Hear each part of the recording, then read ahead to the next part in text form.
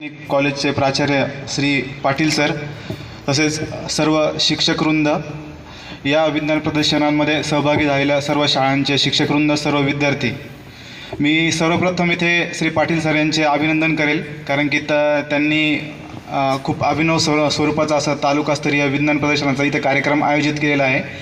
तसं आपण जिल्हा परिषदेमार्फत तालुका स्तरावर विज्ञान प्रदर्शनाचे कार्यक्रम घेत असतो. त्यानंतर जे विद्यार्थी तालुका स्तरावर निवडून येतात त्यांना जिल्हा स्तरावरसाठी सुद्धा पाठवत असतो. पण मला वाटतं जिल्ह्यामध्ये असा आपला एक तालुका असेल की या ठिकाणी दोन तालुकास्तरीय विज्ञान प्रदर्शन आयोजित होत आहेत. आणि त्यासाठी मी पाटील सर तुमचे खूप खूप धन्यवाद देतो की तुम्ही विद्यार्थ्यांना खूप एक चांगल्या प्रकारचा प्लॅटफॉर्म उपलब्ध करून देतात असेल. आणि सर्व विद्यार्थी पण तुम्ही खूप भाग्यवान आहात का तुम्हाला एक नाही दोन वेळेस तुमचं प्रदर्शन इथे तुमचं जे उपक्रम आहेत ते तुम्हाला मांडण्याची संधी मिळत आहे. आणि त्या संधीचा तुम्ही खूप चांगल्या प्रकारे याचा लाभ घ्यावा. आणि आज जवळपास 70 प्रयोग आजच्या या विज्ञान प्रदर्शनात सहभागी झालेले आहेत. आणि आपला फक्त वैजापूर तालुका नाही तर काही प्रयोग गंगापूर तालुक्यातले आहेत आणि काही कोपरगावमधनं पण इथे प्रयोग सहभागी झाले आहेत. त्याच्यामुळे एक मोठा प्लॅटफॉर्म इथे विद्यार्थ्यांसाठी उपलब्ध झालेला आहे. तर मला सर्व विद्यार्थ्यांना सांगायचं की या संधीचा आपण पुरेपूर फायदा घ्यावा. सर्व आहेत ना जिवंत? मासे तुम्हाला मरगळ का बरं आलेत? अरे तुम्ही विज्ञानाचे सर्व विद्यार्थी आहे, तिथे सर्व ॲक्टिव्ह पाहिजे. शाळेमध्ये असताना मला कोणता विषय सर्वात आवडीचा होता तो विज्ञान विषय होता, कारण तो सर्वात नाविन्यपूर्ण असा विषय आहे. आणि माझं असं वैयक्तिक मत आहे की विज्ञान आणि गणित ज्या विद्यार्थ्यांना हा विषय आवडतो ते इतर विद्यार्थ्यांच्या तुलनेने हुशार असतात आणि ॲक्टिव्ह असतात. कारण विज्ञान मुळातच विषय असा आहे की त्यामध्ये आपल्याला वेगवेगळे प्रयोग बघायला मिळतात. मी जेव्हा शाळेत होतो तेव्हा आमचा विज्ञानाचा जेव्हा तासिका यायची तेव्हा आम्हाला उत्सुकता अशी की आम्हाला गुरुजी कधी त्या प्रयोगशाळेत घेऊन जातील आणि मला ते वेगवेगळे प्रयोग दाखवतील. मग तो लिटमस पेपरचा प्रयोग असो किंवा मग ते वेगवेगळे ॲसिड टाकून त्याच्यामध्ये ते रंग बदलायचे प्रयोग असो, काही असो, पण मग ते एक प्रकारची उत्सुकता असायची की विज्ञानाचा प्रयोग कधी सुरू होईल आणि मी कधी त्या प्रयोगशाळेमध्ये जाईल आणि तो प्रयोग बघेल. तसंच गणिताच्या विषयाच्या बाबतीत पण होतं का, जे बाकीचे आपले शाळेमधले विषय असतात, मराठी असेल किंवा हिंदी असेल, इतर काही असेल, पण मग तो गणिताचा विषय असेल का तो आपल्याला डोकं खाजवायला लावतो.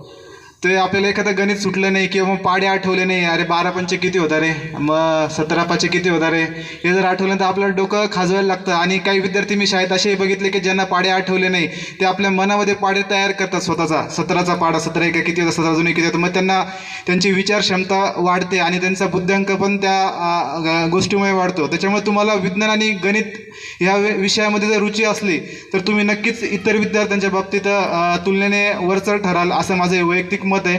त्याच्यामुळे ह्या विज्ञान प्रदर्शनाचा मूळ उद्देशच आहे की तुमच्या विज्ञान विषयामध्ये रुची वाढावी, तुमच्यामध्ये वैज्ञानिक दृष्टिकोन कसा वाढीला लागेल याची एक वैज्ञानिक दृष्टिकोन तुमच्यामध्ये वाढीस लागण्यासाठी हे एक विज्ञान प्रदर्शन हा मुख्यत्वे आयोजित केला जातो.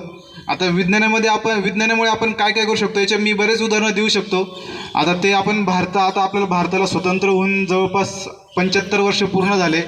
तर 75 वर्षामध्ये आपल्या भारत देशाने जी प्रगती केली आहे त्याचा मूळ गाभा आहे विज्ञानमध्ये. आपण विज्ञान आणि तंत्रज्ञानामध्ये प्रगती केल्यामुळेच आपण आज या स्तरावर पोहोचू शकलेलो आहे.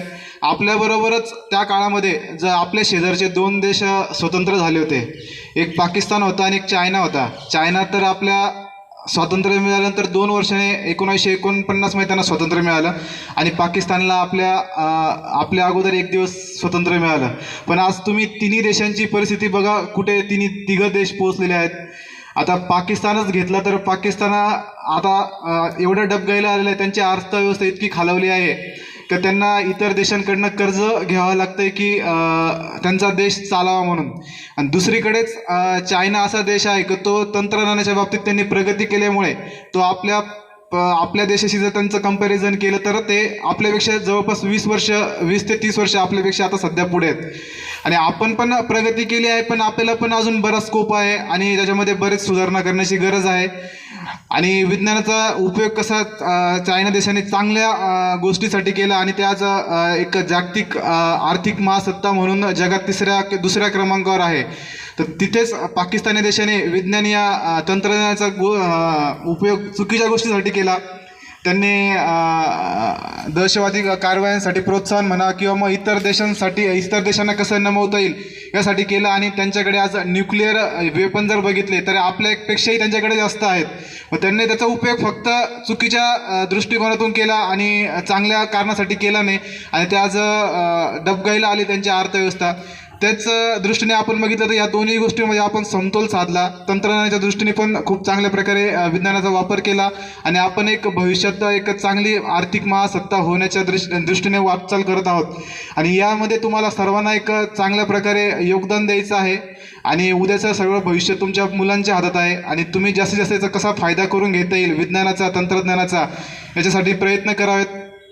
स्वातंत्र्याच्या वेळेस आपण म्हणतो की प्रत्येक माणसाच्या बेसिक गरजा म्हणजे मूलभूत गरजा या 3 आहेत, अन्न वस्त्र आणि तिसरा कोणता होता अन्न वस्त्र निवारा, बरोबर आहे ना. पण आजच्या घड्याला 2023मध्ये बघितलं तर आपल्या प्रत्येक मानवाच्या 4 मूलभूत गरजा तयार झालेल्या आहेत, अन्न वस्त्र निवारा आणि चौथा आहे मोबाईल पण त्यामध्ये 1.5 GB पर डे इंटरनेट सुविधा उपलब्ध असलेला मोबाईल ही आपली आता आजकालची चौथी गरज निर्माण झालेली आहे. आणि मोबाईलचं उदाहरण याच्यासाठी देतो की मी तंत्रज्ञानाचं उदाहरण द्यायचं की त्यामध्ये मोबाईल हा आपल्या जीवनाचा अविभाज्य घटक बनलेला आहे.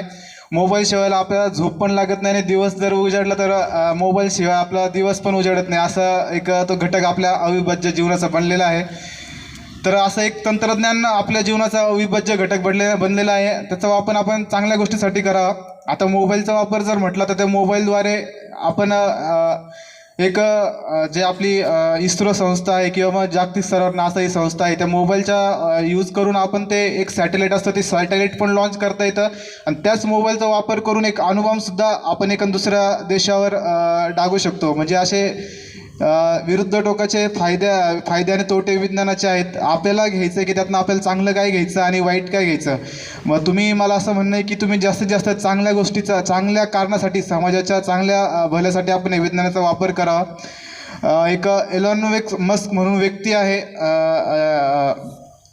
अमेरिकेमध्ये, तर त्याने ट्विटर आता विकत घेतलं नुकतंच आणि त्याने SpaceX म्हणून त्यांची संस्था आहे जे सॅटेलाईट रॉकेट लॉन्च असं जे सॅटेलाईट वर घेऊन जातं ते रॉकेट लॉन्चिंगची त्यांची संस्था आहे. तर त्यांनी एक मागच्या महिन्यात इंटरव्ह्यू झाली, ती इंटरव्ह्यूमध्ये सांगितलं होतं की माझा देश मी 50 वर्षामध्ये 2050मध्ये कुठे नेऊन ठेवेल.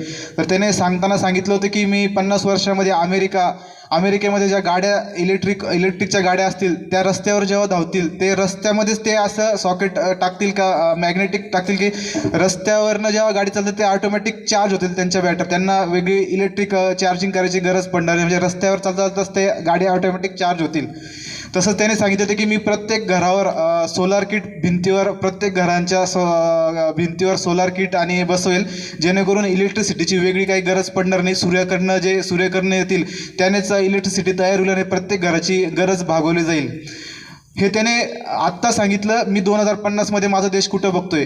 आता त्यांना कदाचित 50 वर्ष 2050 नाही कदाचित 2070 उजाडेल 2080 उजाडेल, पण त्यांनी जे भविष्य बघितलं देशाचं ॲटलिस्ट त्याने सुरुवात तरी करायची सुरुवात तरी केली त्या गोष्टीची. हे जर आपल्या देशात जर कोणाला विचारलं तर आजच्या ग्रामीण भागामधले तरुण काय विचार करत असेल, आपल्याला संध्याकाळी आकडा कुठं टाकायचा आहे, MSCBचे तर वायरमन तर नाही येणार बघायला, आपल्याला पकडणार तर नाही. हा आपल्यामध्ये जरा फरक आहे. याच्यामध्ये सुधारणा करण्याची गरज आहे आणि ती सुधारणा तुम्हीच विद्यार्थी करू शकतात. आपल्या पालकांपर्यंत ह्या गोष्टी सर्व पोहोचवू शकतात. अंधश्रद्धा निर्मूलन करण्याचं एक मोठं योगदान निर्मूलन करण्यासाठी पण आपण एक चांगल्या प्रकारे विज्ञानाचा उपयोग करतो आणि तुम्ही सर्व विद्यार्थी त्याच्यामध्ये खूप मोठे सहभागी होणार आहात आणि देशाचं भवितव्य घडण्यासाठी खूप मोठा हातभार यासाठी लावणार आहात. आता मी तुमचा जास्त वेळ घेत नाही. तुमचे वेगवेगळे तुम्ही प्रयोग आणलेले आहात ते आपले परीक्षक आहे किंवा मग इतर जे विद्यार्थी आहेत त्यांना सर्वांना दाखवावे. आता जवळपास 70 प्रयोग सहभागी झाले आहेत. त्यामधनं पहिला दुसरा तिसरा क्रमांक कोणाचा तरी येणार आहे. तो आपल्या ती एक स्पर्धेचा निकष म्हणून किंवा मग 3 पहिले विद्यार्थी निवडायचे आहेत. पण तुम्ही पहिले 3 जे आले मग आपला नंबर काय नाही आला याच्यामध्ये नाराज नाही व्हायचं आहे. उलट तुम्ही 70 जण सर्व सहभागी झाले आहेत. इथेच तुम्ही सर्व जिंकलेले आहेत. तालुक्यामध्ये आपले जवळपास 444 शाळा आहेत टोटल, जिल्हा परिषद आणि खाजगी शाळा मिळून. तर 444 शाळांमधून तुम्ही 70 विद्यार्थी इथे येतात, तिथेच तुम्ही सर्व जिंकलेले आहात असं मी समजतो. त्याच्यामुळे सर्व विद्यार्थ्यांनी आपले प्रयोग सादर करावेत आणि ज्या विद्यार्थ्यांचा नंबर येईल त्यांचं तर मी अभिनंदन यापूर्वीच करतो. आणि नंतर जे विद्यार्थी सहभागी झालेले आहेत त्यांनी ते पहिले 3 नंबर का निवडून आले, त्यांचा का नंबर आला, त्यांचं निरीक्षण करायचं आहे आणि त्यांच्याकडनं काहीतरी शिकायचं आहे. आणि पुढच्या वर्षी जेव्हा तुम्ही या विज्ञान प्रदर्शनामध्ये सहभागी व्हाल, आपल्याला कसं मागच्या वर्षीपेक्षा चांगलं दाखवता येईल, कसं काय आपला पहिला नंबर येईल का पहिल्या 3मध्ये नंबर येईल यासाठी प्रयत्न करायचे आहेत. पुन्हा एकदा पाटील सरांचे धन्यवाद देतो, इथे मला बोलवलं आणि विद्यार्थ्यांची हितगुज करण्यासाठी जे 2 शब्द मांडण्याची संधी दिली त्याबद्दल आपले खूप खूप धन्यवाद सर. आणि सर्वांचे पण खूप खूप धन्यवाद.